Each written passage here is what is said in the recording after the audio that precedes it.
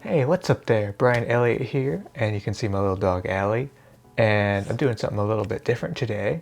I'm going to be doing a tutorial, a tutorial on some visual effects that I've done.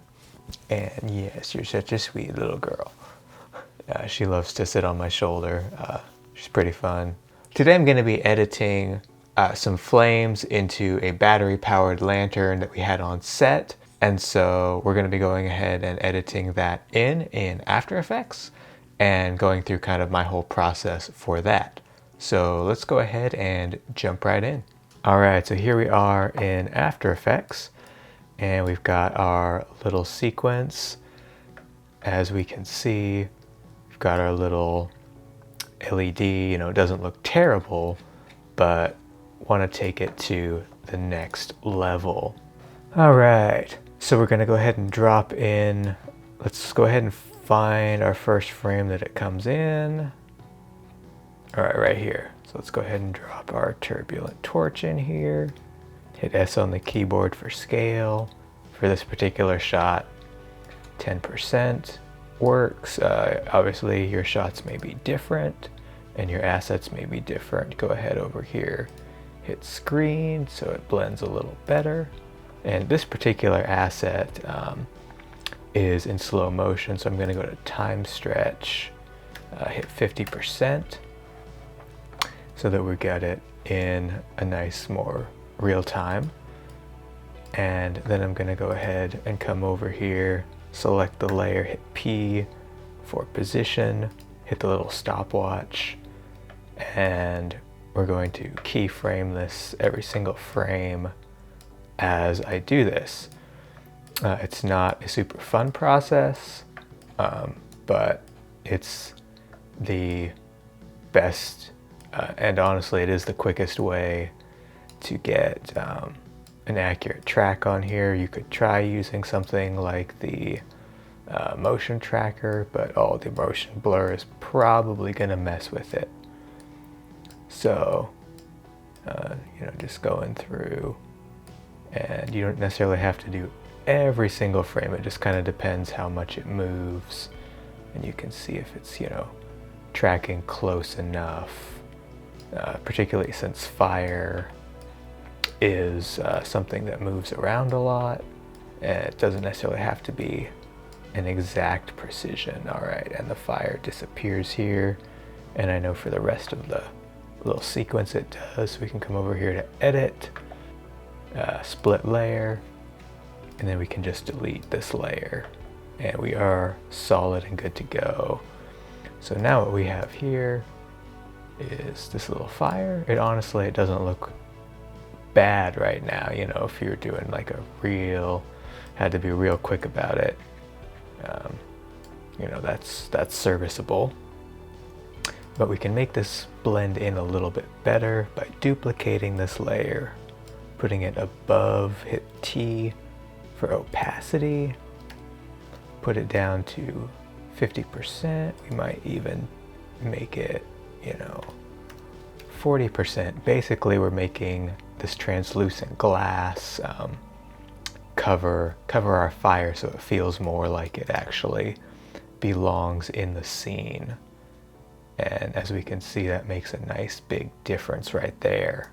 The next step is to go ahead and click on this, go over here to our motion blur, and then we can get some motion blur as the fire is moving, and that's looking pretty good. If we needed to, we could do a mask here, but because of kind of the way the motion blur is, it's not actually going over her. As we can see, like the fire is right there, so we're actually good to go here. And we have our fire. Now, if we want to kind of spruce this up even a little bit more beyond what I actually did in my film, I'll add an adjustment layer, come over here to brightness and contrast, drop that on there, boost up this brightness a little bit. I'll probably adjust that later, but can draw kind of a little mask. Hit F for feather, and feather this out. You can see that that's adding a nice little bit of light. So then we're gonna hit M for mask again, click that stopwatch, and you don't have to be real precise on this one, just kind of make sure that you're following the major moves of the lantern.